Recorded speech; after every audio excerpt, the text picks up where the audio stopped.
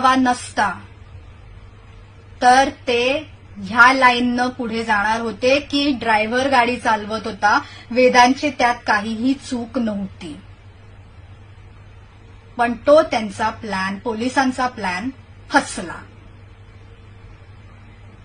बरं, पोलीस तर महानालायक असतातच हे आपल्या सर्वांना माहितीच आहे.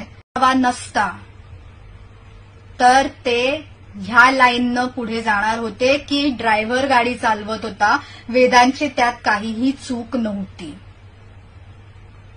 पण तो त्यांचा प्लॅन, पोलिसांचा प्लॅन फसला.